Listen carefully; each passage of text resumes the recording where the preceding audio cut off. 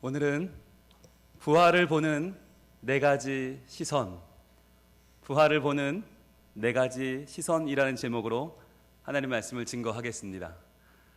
오늘은 우리 주님께서 사망 권세를 이기시고 부활하신 부활주일입니다. 여러분, 우리 이 기쁨의 소식을 같이 한번 외쳐봤으면 좋겠는데요. 우리 각 가정에 계신 성도 여러분들 손을 자기를 향해서 이렇게 한번 해보실래요? 자, 그리고 이렇게 외칩니다. 나를 위해 우리 주님 부활하셨습니다. 이렇게 외쳐볼게요. 시작.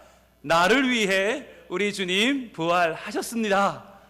잘 안 들려요. 여러분들 제가 들릴 수 있도록 큰 목소리로 다시 한번 해보겠습니다. 시작. 나를 위해 우리 주님 부활하셨습니다. 자, 그리고는 옆에 있는 분을 향해서 손을 내밀고 이렇게 말합니다. 당신을 위해 우리 주님 부활하셨습니다. 시작. 당신을 위해 우리 주님 부활하셨습니다. 자, 반대편을 향해서 당신을 위해 우리 주님 부활하셨습니다. 자, 우리 옆에 있는 분들 손을 한번 잡아보세요. 우리 가정에 있는 분들, 어머니, 아버지, 부모, 자녀 손을 잡고 같이 이렇게 외칩니다. 우리 모두를 위해 우리 주님 부활하셨습니다. 시작. 우리 모두를 위해 우리 주님 부활하셨습니다. 예, 우리 마지막으로 이 세 가지를 손을 잡고 함께 외치겠습니다. 시작. 나를 위해 우리 주님 부활하셨습니다. 당신을 위해 우리 주님 부활하셨습니다. 우리 모두를 위해 우리 주님 부활하셨습니다. 할렐루야. 아멘. 우리 박수 한번 하겠습니다. 할렐루야. 할렐루야. 네. 지난주에 제가 설교를 하다가 저도 모르게 제 심경 고백을 했습니다. 그건 바로 이런 말이었어요. 하나님, 종료주일 딱 한 달만 좀 미뤄주세요. 하나님, 지금 우리 코로나 때문에 모이지도 못하는데 애들 계약도 안 해서 우리 못 모이는데 하나님 부활절 딱 2달만 미뤄주시면 모일 수 있을 것 같은데요 라고 하는 저의 믿음 없는 고백을 했어요. 그런데 우리 하나님 마음은 그게 아니신 것 같아요. 믿음 없는 제 마음은 못 모이는 지금 부활절 어떻게 하나, 차라리 한두 달 미뤄서라도 부활절 하면 어떨까, 이게 제 마음이었는데 하나님의 마음은 아니, 꼭 승학로 201번지 성민교회에 모여서 축하해야만 부활절이냐? 부산시 전역에서, 괴정에서, 당리에서, 하단에서, 명지에서, 해운대에서, 중구에서, 대신동에서 모든 우리 교인들이 있는 각 가정마다 쩌렁쩌렁 부활의 소식 울려 퍼지면 정말 우리 부산이 들썩들썩할 텐데 그게 얼마나 의미 있는 일이냐. 매년 우리는 교회 모여서만 우리는 축하하고 교회 모여서만 부활을 노래했었는데 이번 부활절은 정말 특별한 부활절인 것 같아요. 정말 우리가 모두 우리 가정에서, 우리가 속한 곳에서, 어떤 분들은 지금 차 안에서, 어떤 분들은 지금 직장에서, 일터에서 이 예배를 드리면서 우리가 함께 전심으로 주님의 부활을 찬양하고 고백하는 것, 그것이 바로 올 2020년 부활절에 하나님이 우리에게 주시는 특별한 은혜가 아닌가 합니다.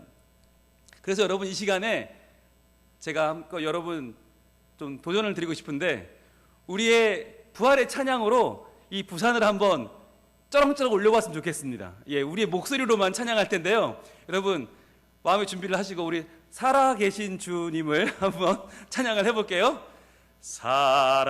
살아계신 주, 나의 참된 소망, 걱정 근심 전혀 없네. 사랑의 주, 내 갈 길 인도하니 내 모든 삶의 기쁨 늘 충만하네. 아멘. 여러분 함께 찬양하셨지요? 여러분, 우리의 찬양이, 부활하신 주님을 노래하는 우리의 찬양이 우리 입술을 넘어 우리의 가족이 하나가 되고, 우리의 가정을 넘어 우리의 마을과 우리의 지역이 하나가 되고, 이 부산 땅과 대한민국과 전 세계가 오늘 하나 되는 아름다운 찬양으로 어우러지는 그러한 부활절, 함께 모이진 못하지만 그러나 그 안타까운 마음을 뛰어넘는 부활의 기쁨이 우리 모든 영혼을 진동하는 복된 하루가 되기를 진정으로 소망합니다. 자, 그런데요, 여러분, 부활주일은 모두에게 똑같이 부활일까요? 우리 예수 믿는 저희들, 적어도 이 방송으로 우리 함께 예배하고 있는 우리에게는 이 부활절은 무엇과도 바꿀 수 없는 기쁜 날이 맞아요. 그런데 어떤 이들에게는 이날은 아무 날도 아니에요. 그냥 일요일이에요. 그냥 노는 날이에요. 부활절? 그게 뭐야? 계란 까먹는 날이야? 부활절? 아니, 어떻게 죽은 사람이 부활해? 아이고, 웃기지 마. 많은 사람들은 비웃는 날이고 어떤 사람들은 관심이 없어요. 어떤 사람들은 야, 부활절을 정말 말살해야겠다라고 하는 사람들도 있었습니다. 그렇다면 이러한 수많은 역사 가운데서 부활절, 과연 누가 이 부활을 기뻐하고 누가 이 부활을 기뻐하지 않을까요? 이 부활에 대한 네 가지 시선이 있어요. 이 시선은 어디서 좌우되느냐? 부활을 바라보는 시선이 아니라 바로 십자가를 바라보는 시선에서 이미 갈려버립니다. 십자가를 바라보는 시선이 발전하여 부활을 바라보는 시선이 되거든요. 그래서 제가 그림을 하나 준비했습니다. 띄워주시죠. 이 그림은 바로 프랑스의 화가 제임스 띠소라고 하는 화가가 무려 120년 전에 1894년에 그린 그림인데, 십자가의 현장, 십자가의 장면을 지금 그린 거예요. 골고다 언덕이에요. 근데 여러분, 그동안 우리가 알고 있던 십자가의 현장과는 다르죠? 어떻게 달라요? 십자가도 안 보이고 달려있는 예수님도 안 보이고 양쪽에 좌우에 죄수도 안 보이죠? 왜 그럴까요? 이 제목 보겠습니다. 이런 제목입니다. 우리의 구원자는 십자가 위에서 무엇을 보았는가? 즉, 지금 우리는 십자가에 높이 매달려 계신 예수님의 시선으로 지금 바라보고 있는 거예요. 과연 예수님은 누구를 보았는가? 여러분, 저 많은 사람들, 십자가의 사건을 바라보는 저 사람들의 시선이 적어도 네 종류가 있습니다. 한번 볼까요? 첫 번째로는 당당하게 서 있는 저 로마 병정, 아무런 감정이 없어요. 아무런 예수님에 대한 긍휼도 없고 예수님이 누구신지 관심도 없어요. 그냥 하려니까 하는 거예요. 이건 일이에요. 오늘도 무관심하게 누군가의 피를 흘리고 누군가를 죽이는 것이 아무렇지 않은 무감각하고 무신경한 그저 할 일을 하는 병정들이 있는가 하면, 또 한쪽에는 바로 종교 지도자들이 있죠. 마치 나귀를 타고 예루살렘에 입성하신 겸손의 왕 예수님을 비웃기라도 하듯이 멋진 말을 타고 지금 골고다 언덕까지 올라와 있는 저 기득권층들, 자기들의 이익을 위해서 예수님을 모함하여 죽게 만들고 자기의 뱃속을 채우고 자기의 권세를 유지하기 위해서 예수님쯤이야 아무렇지 않게 죽일 수 있는 자들, 하나님을 믿는다고 말을 하면서도 그 하나님 말씀에는 관심이 없고 그 말씀이 이루어지는 것과는 아무런 상관이 없는 삶을 사는, 이 땅에서의 명예와 성공을 다라고 생각하는 종교 지도자들도 있습니다. 그런가 하면 구경꾼들도 있어요. 참 많아요. 어우, 좋은 구경 났네. 야, 십자가 진대. 사람이 죽어간대. 그래, 한번 볼까? 아무 상관이 없어요. 이들은 지금 오늘 뭐 먹지? 오늘 저녁에 뭐 맛있는 거 했나? 야, 이거 내일 또 힘들게 일해야 되네. 아무런 관심이 없어요. 자, 이 세 가지 그룹은 병정들도 그렇고 구경꾼들도 그렇고 종교인들도 그렇고 당당해요. 그리고는 아무 관심이 없어요. 무감각해요. 그런데 오직 한 그룹, 가운데 있는 저 여인들, 절망에 휩싸여 있는 저 여인들만이 지금 무너져 있습니다. 다른 사람들은 다 서 있고 다 당당한데 다 자기 갈 길을 가는데, 이 여인들은 지금 하염없는 눈물로 무너져 절망하고 있습니다.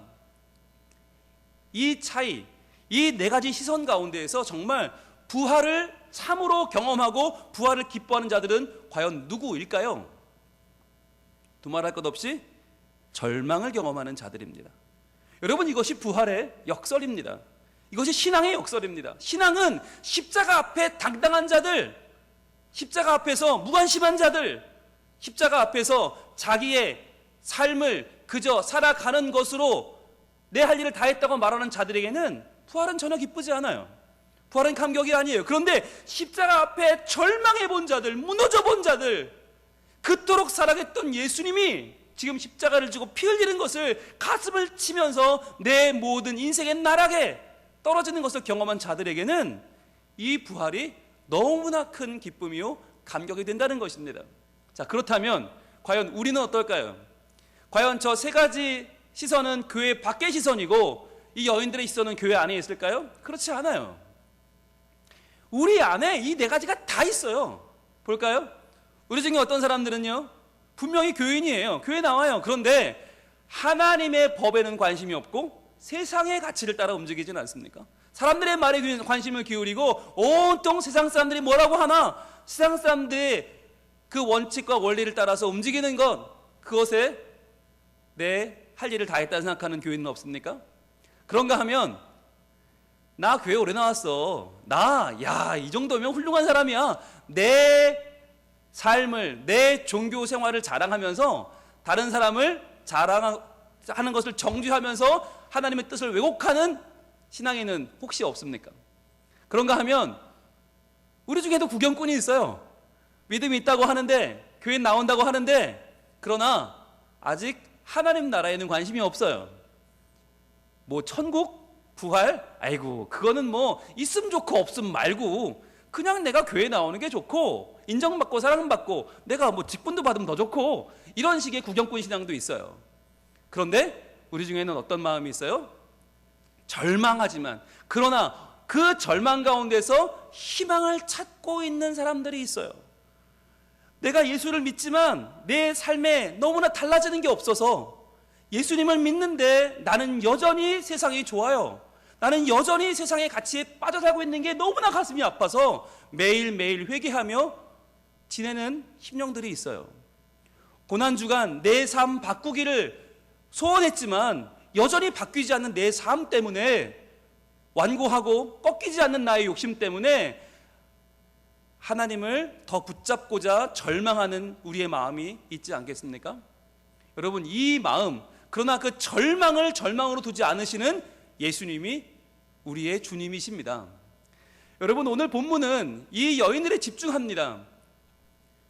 종교 지도자들도, 로마 병정도, 구경꾼들도 이 부활을 경험하지 못했습니다. 오히려 이들은 부활을 덮으려고 급급했거나 이 부활은 그들에게 아무런 영향력을 주지 못했습니다. 이 십자가에서 예수님 곁을 지켰던 여인들, 12제자마저도 다 도망쳐버렸지만 그러나 그 자리를 지켰던 이 여인들의 이름을 오늘 본문은 기록하고 있습니다.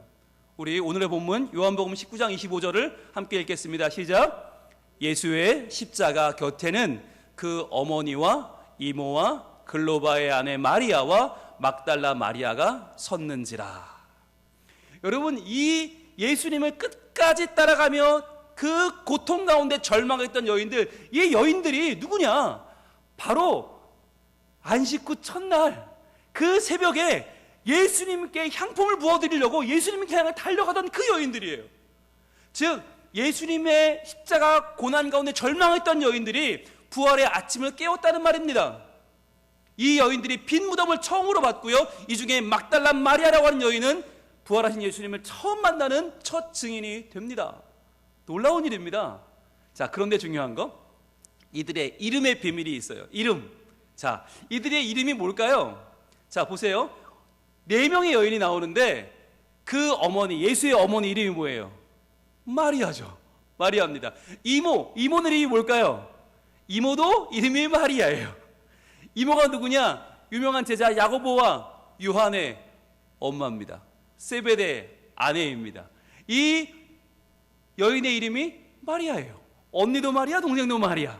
자, 그리고 글로바의 아내, 이 여인은 누구냐면 나중에 엠마오로 가는 두 제자, 글로바의 아내인 사람인데 이 여인의 이름도 마리아입니다.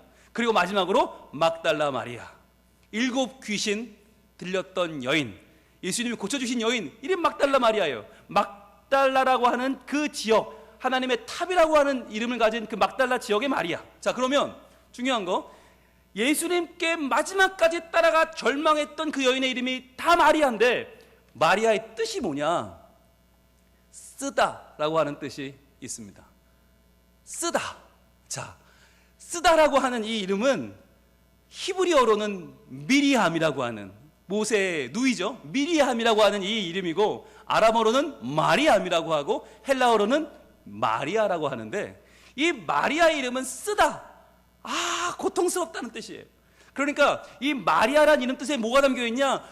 정말 쓰디쓴 인생을 경험했다라는 뜻이에요. 너무나 고통스러운 삶을 살아내고 있는 유대 여성들의 가장 흔한 이름이 마리아입니다. 여러분, 이 여인들 정말 절망하고 아파하고 쓰디쓴 인생을 경험하고 있는 이 여인들처럼 우리도 지금 절망하고 있지 않습니까? TV를 틀면 정말 아무렇지 않게 어제 몇 명 죽었다고 나와요. 여러분, 이게 너무 많이 보니까 이제는 우리가 무감각해져서 이제는 사람이 죽었다고 하는 게 그 죽었나 보다. 어제 몇 명이 죽었고 몇 명이 확진됐고 이 두려운 바이러스에 몇 명이 걸렸다는데 그거 아무렇지 않아요. 수도권에서 몇 명, 부산에서 몇 명, 부산에서 오늘은 안 나왔네. 아이고, 지역 감염이 없네. 그러고 안심하고 넘어가요. 미국에서 하루에 3만 5천 명씩 죽고, 이태리에서, 프랑스에서 전 세계적으로 너무나 많은 사람이 죽는데 우리는 무감각해져 버렸어요. 이제는 사람 죽는 것 좀 아무렇지 않아요. 오히려 TV에서 어느 나라가 몇 명 죽었다, 몇 명 감염됐다, 막 무슨 올림픽 등수 매기는 것처럼 쫙쫙쫙쫙 나오면 우리는 와, 우리나라가 10위권 밖으로 나갔다. 그렇게 좋아해요. 이제 우리는 14위권, 15위권이다. 안심이다. 야, 우리나라 비웃던 저 유럽들 쌤통이다. 그러면서 사람이 죽어나가는 거 보면서 아무렇지 않아요. 이렇게 돼버렸어요. 그리고 사람만 죽어요? 병만 걸려요? 우리 사랑하는 남편, 아내, 아버지, 어머니가 돌아가시는 것도 끝입니까? 아니죠. 그 아픔은 고스란히 살아남은 자들의 몫이에요. 고쳐드리지 못한 아픔, 지켜드리지 못한 이 고통은 말할 수가 없어요. 게다가 그것뿐입니까? 너무나 많은 분들이 지금 수입이 없어서 고생하고 있고, 직장을 잃고 사업을 접고 이제는 어떻게 살아야 하나 막막한 삶 가운데 놓여 있어요. 너무나 지금 앞을 볼 수 없는, 언제 끝날지 모르는 이 코로나 바이러스의 고통 가운데 우린 절망하고 있지 않습니까? 자, 그런데 중요한 거요, 여러분, 이 여인들이 절망했기 때문에 뭘 경험했다고요? 부활을 경험했다고요. 하나님이 하신 일이 뭐냐? 절망하는 자들, 쓰디쓴 인생을 경험하는 자들을 하나님은 들어 사용해 주십니다. 자, 이 마리아라는 이름에 두 번째 뜻이 있습니다. 그 두 번째 뜻이 뭐냐? 바로 반란이에요. 반란. 마리아라는 이름 뜻은 비록 힘이 없어요. 나는 고통스러워요. 아파요. 그러나 다시 일어나 다시금 힘을 얻는다.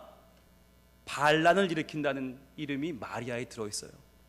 이 예명의 여인은 지금 세상 권세 가운데 예수님을 잃고 사랑하는 주님을 잃고 사랑하는 아들, 성령으로 잉태된 아들, 가장 확실한 하나님의 아들 예수님을 지금 잃고, 나를 고쳐주신 예수님을 잃고 사랑하는 주님을 잃고 있지만, 그러나 이들은 지금 또 하나의 반란을 준비하고 있습니다. 그것이 바로 하나님이 허락하시는 반란, 그의 인생을 새롭게 하시는 부활입니다. 예수님의 십자가 앞에 절망해 본 자들만이, 이 코로나19 사태 가운데 절망해 본 자들만이 이 부활의 주인공이 될 수 있습니다. 아파하지 않으면 회복이 없어요. 죽지 않으면 부활이 없어요. 절망하지 않으면 반란은 없는 거예요. 여러분, 지금 각 가정에서 이번 한 주도 어떻게 살아야 하나? 또 절망 가운데, 두려움 가운데 있는 우리들에게 하나님은 말씀하십니다. 내가 너의 삶에 반란을 일으킬 것이다. 쓰고 쓴 너희의 마리아 같은 삶에 내가 반란을 일으킨다. 여러분, 그래서 부활을 만난 사람들은요, 새로운 삶을 살게 됩니다. 이전의 삶을 더 이상 살 수 없고요, 예수님을 만나 부활하신 주님을 만나면 그때부터 부활, 새로운 생명의 사람이 돼요. 이제는 예수님 부활만이 아니라 내가 부활하게 됩니다. 그 부활의 고백을 어느 교회에서 골판지에 썼어요.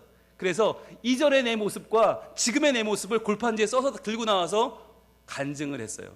그 영상을 잠깐 우리 보도록 하겠습니다.